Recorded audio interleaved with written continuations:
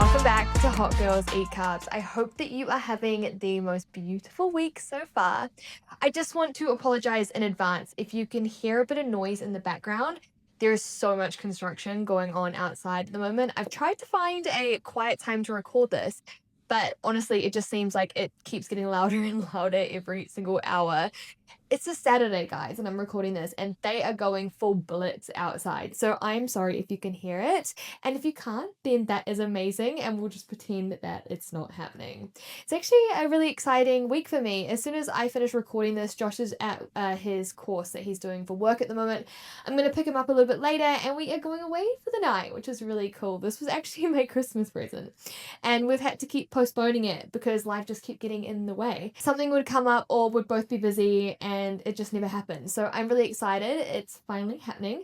We are going to Lorne in Victoria. I've heard that it's the cutest little surf town. I've also never seen the Great Ocean Road, guys. So apparently the drive is really, really pretty.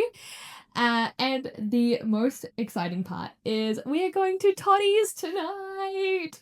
I know I sound really, really excited about it, but if you have ever been to Sydney, you'll know Toddy's.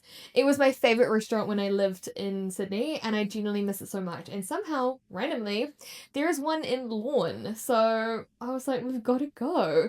So tomorrow I'll also be catching up with my friend Rachel. We're going for a little girls' lunch, which will be really nice. I went for a run this morning also, and I've been getting back into running properly again. I actually ran a PB this week, which was really exciting. It's funny because when you're consistent, you don't always notice the progress day to day, but suddenly you realize you're faster, you're stronger, and things that used to feel impossible start to feel a lot easier and normal. Although, this morning, I'm pretty sure I ran another PB, but 10 seconds into the run, my Strava, it stopped tracking. I didn't realize until I had finished. I was so gutted because I did feel amazing during the run. I felt strong, I felt fast, and I knew that it was a good one. But I know it's not about the numbers. I know it's about how you feel. But there is still something about it, the seeing proof in the progress that just hits differently. But in a way, it also reminded me of something that was really important. So many of the changes happening in your life aren't always visible straight away.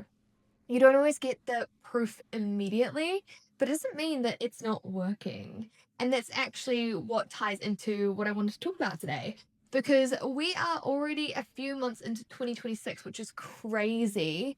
And maybe it hasn't gone how you thought it would be. So I thought we could pack it down and talk about it. So I just wanted to start by asking you something honestly. When this year started, who did you think you'd be by now? Maybe you told yourself that this year would be your year. This year that you finally felt confident in your body. This year where you finally became consistent. This year where you stopped starting over. The year that you got your routine together, your habits together, and your life together. January always feels like that. It feels clean. It feels full of possibility. Like everything is about to change.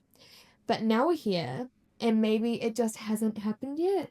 Maybe you've fallen out of routine. Maybe life got busy. Maybe you lost momentum. Maybe you kept saying, okay, on Monday I'll start again. And suddenly the weeks, they turn into months. And there can be this quiet disappointment that sits underneath everything. This feeling of being behind in your own expectations. I just want you to stop, and I want you to hear this very, very clearly. You are not too late, but you do need to make a decision. Because nothing changes unless something changes. And today is about how to reset, how to find motivation again, and more importantly, how to build discipline so you don't rely on motivation all the time. So let's get into it.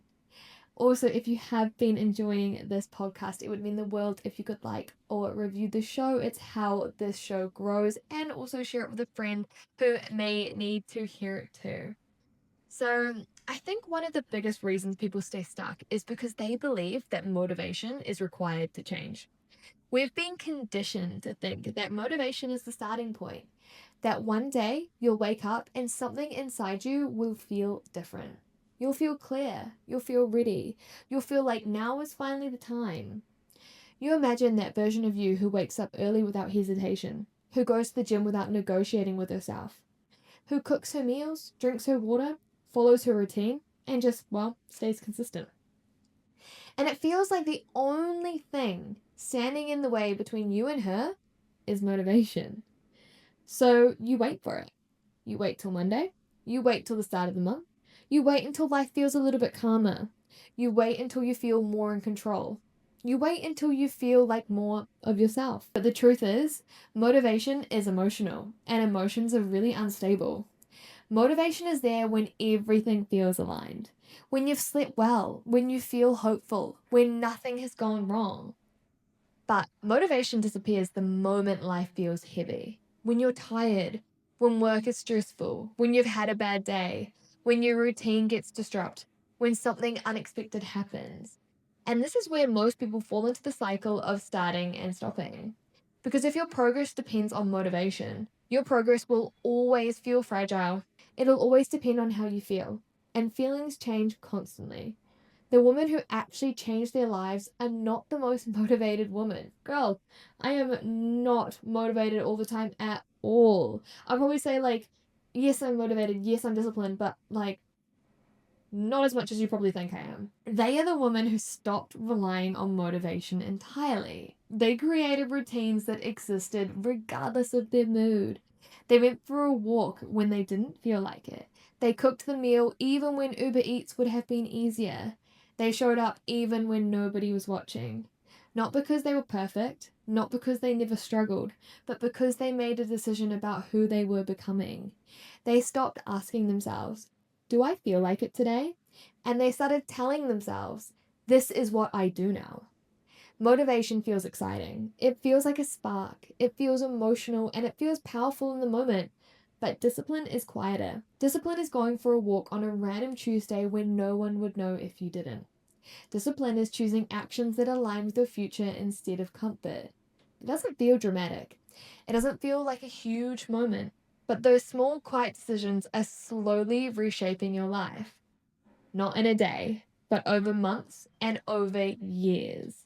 And one day you'll look back and realize you became someone you used to wish that you could be. Not because you felt motivated, but because you kept showing up for her. When I started my weight loss journey, there was a version of me that spent years waiting for motivation. I remember constantly telling myself that I would properly start again soon, that I just needed the right moment, the right mindset, or the right week where everything aligned. Every Monday felt like a fresh start. I'd wake up with this sense of urgency, like this was it. This was the week that everything changed. I'd tell myself I was going to be disciplined, I was going to eat perfectly, I was going to exercise every day, and I was finally going to become consistent. And for a few days, I would. I'd eat less, I'd skip meals, I'd try to be as strict as possible because I thought that is what discipline looked like. And in those moments, it felt like I was doing everything right, but it wasn't coming from identity. It was actually coming from pressure. It was coming from panic. It was coming from this fear that if I didn't change quickly, I would be stuck forever. And eventually, my motivation would fade. I'd feel exhausted, hungry, or emotional, or life would get busy, and the routine I tried to force would slowly fall apart. I'd miss a workout, then another. I'd order takeaway because I didn't have the energy to cook. And suddenly, I was back where I started. And I created this cycle where I stopped trusting myself. Because every time I promised myself I would change, I didn't follow through. It reinforced this belief that maybe I was just someone who could not stay consistent. Because every time I promised myself I'd change and didn't follow through, it reinforced this belief that maybe I just wasn't someone who could stay consistent. Not because I didn't care, but because nothing that I was doing was sustainable. It wasn't built on real habits, it was just built on identity. It was built on temporary motivation. Now, the shift didn't happen overnight. It wasn't some dramatic big moment. It happened when I stopped waiting to feel different. I stopped asking myself, do I feel motivated today? And I started deciding, this is part of my life now. I started walking every day, not because I loved it. Most days it was really boring, and most days it felt slow, and most days I didn't feel like doing anything, but I did it anyway. I started cooking more meals at home, not perfectly, but more often. I stopped trying to overhaul my entire life overnight and instead focused on small things I could repeat consistently. And slowly, something inside me changed. I started trusting myself again. I started believing my own promises because every time I showed up, even in a small way, I was proving to myself that I was capable of change. And the trust became confidence. It wasn't loud, it wasn't the kind that everybody sees, but this quiet confidence. The kind when you would wake up and you know that you were going to do what you said you were going to do. The kind when you stopped doubting yourself. The kind where you no longer relied on motivation because your routine carried you. And that is the point where everything started to change. Not just my body, but my entire life.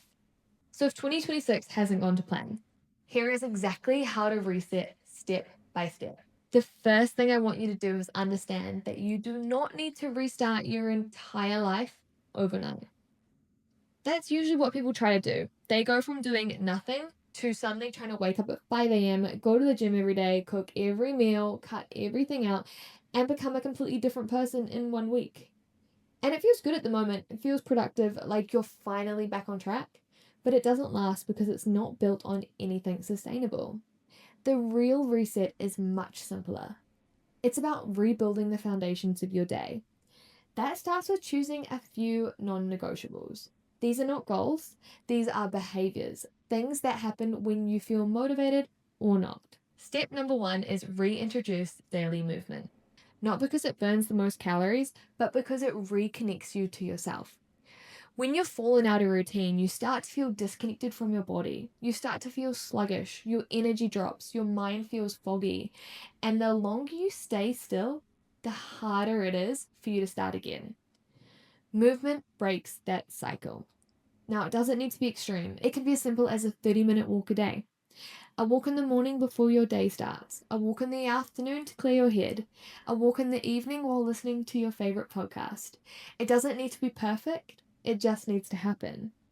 Because movement creates momentum. It improves your mood. It regulates your appetite. It reminds you that you are somebody worth showing up for. And often, once you start moving consistently, everything else begins to flow. You might naturally want to eat better. You might sleep better. You might feel more motivated to do other things.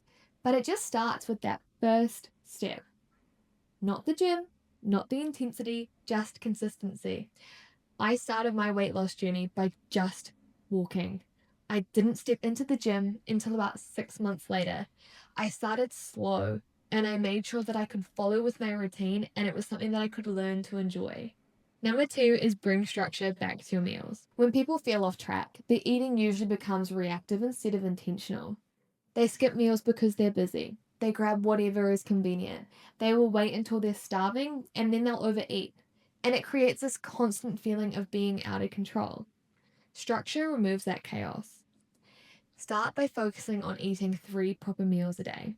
Not tiny meals, not restrictive meals, real meals. A breakfast that actually fuels you. I love having poached eggs with avocado and cottage cheese on toast. If you guys watch my vlogs, you will know. A lunch that keeps you full, and a dinner that feels satisfying. Each meal needs to include protein because protein keeps you full and stabilizes your energy. Each meal should include carbs because carbs gives you energy and makes you feel complete. And something fresh like fruit or vegetables to support your overall health. You can find a lot of my recipes on my page, on my Instagram page. If you want to go check them out, I post recipes all the time and there are lots of really yummy ones on there. When your meals are structured, your hunger becomes more stable, your cravings reduce, and your energy improves. And you'll stop feeling like you're constantly starting over. Now, step 3 is to create one daily anchor habit. This is something small but consistent, something that signals your brain that you are back in routine. For some people, this might be going for a walk every morning. For others, it might be making their breakfast at home instead of skipping it. It might be writing your to-do list each morning. It might be going to bed at the same time each night. It doesn't matter what it is. What matters is that it happens every day, because routines are built through anchors. And once you have that habit in place, it becomes easier to attach other habits to it. For example, you wake up, you go for your walk. After your walk, you make your breakfast. After breakfast, you start your work. It creates flow. Without anchors, your day feels random, and when your days feel random, your habits, they disappear. Step 4. Make your environment support you. The fourth step is it's about making your environment work for you instead of against you. Because discipline is not just about willpower, it is about design. If everything around you makes the unhealthy option easier, you will naturally fall into it. So make the habits that you want easier to follow. Lay out your workout clothes the night before so there is no decision in the morning. Keep it simple. Easy foods at home so you don't rely on takeaway when you're tired. Do your groceries in advance so you always have options, and also don't go to the grocery store hungry. It's a big tip from me. Remove as many barriers as possible between you and the behavior that you want to repeat, because the easier something is, the more likely you will do it. Number 5, stop negotiating with yourself. This is the most important step. When something is optional, your brain will always find a reason not to do it. You'll tell yourself that you're too tired. You'll do it tomorrow. You'll start next week. But when something becomes a part of your identity, the negotiation stops. You didn't wake up and debate whether to brush your teeth. You don't debate whether to go to work. It's just something that you do. Your habits need to become the same. Not emotional, not dependent on how you feel. Just a part of your life. You don't need to be perfect. You just need to return to those habits every single day. And slowly you'll rebuild trust with yourself. And that trust becomes confidence. And confidence becomes momentum. And momentum changes everything. Discipline is not something you either have or don't have. It's something you build through repetition. Most people think disciplined people wake up feeling ready and driven every single day. They don't. They just remove the decision. One of the most effective ways to build discipline is to decide your actions in advance. For example, instead of waking up asking yourself, do you feel like exercising? You decide that you walk every day at 7 a.m. There is no decision to make when you wake up. You already know what happens next. Decision making is where most people lose consistency. Every time you leave something open to how you feel, you increase the chance that you won't follow through. The second practical step is to lower the minimum requirement. People often only think that it counts if it's a full workout, a perfect day of eating, or everything done properly. That mindset leads to doing nothing when you can't do everything. Instead, create the baseline. The baseline might be 8,000 steps per day. If you do more, that's great, but you never do less. Your baseline might be cooking one meal at home per day. Your baseline might be going to bed before a certain time. These minimums keep you consistent even during busy or stressful periods, and consistency matters more than intensity. The third step is to track your behaviors, not just the outcomes. Most people only measure results like weight, photos, or performance, but results, they take time. And when you don't see immediate change, it's easy to lose momentum. Instead, track the actions. Did you hit your steps today? Did you eat your planned meals? Did you complete your workout? When you focus on behaviors, you build momentum regardless of how fast results appear. And the fourth step is to expect resistance. There will be days where you don't feel like it. That is completely normal. It doesn't mean that something is wrong. It means that you are building a new pattern. Discipline is built on the days where it would have been easier not to, but you did it anyway. Not perfectly, just enough. And over time, those actions stop feeling forced. They just become automatic. The biggest difference between people who stay consistent and people who constantly restart is identity. If you see yourself as somebody who is trying to be consistent, your actions will always feel temporary. If you see yourself as somebody who takes care of yourself, your actions become a part of who you are. This shift happens through evidence. Every time you go for your walk, you reinforce your identity. Every time you cook your meal instead of ordering something out of convenience, you reinforce that identity. And every time you follow through when you said that you would, you reinforce that identity. You are proving to yourself that you are somebody who follows through. And once that identity strengthens, discipline becomes easier because your actions match how you see yourself. You no longer rely on motivation, you just rely on your routines. This is the point where consistency stops feeling like effort and starts feeling like normal life. If 2026 hasn't gone how you planned, nothing is lost, but the next few weeks do matter. You don't need to change everything. You just need a few behaviors and repeat them daily. Move your body every day, eat structured meals, create one anchor habit, prepare your environment, and stop negotiating with yourself. 6 months from now, your life will reflect the habits that you start repeating today. Not the habits you plan, the habits that you actually do. I hope you enjoyed this episode. If you are wanting more structure and somebody by your side, then my one-on-one coaching is open. I would love to help you take back your control and be consistent. I will speak to you in the next episode. Bye.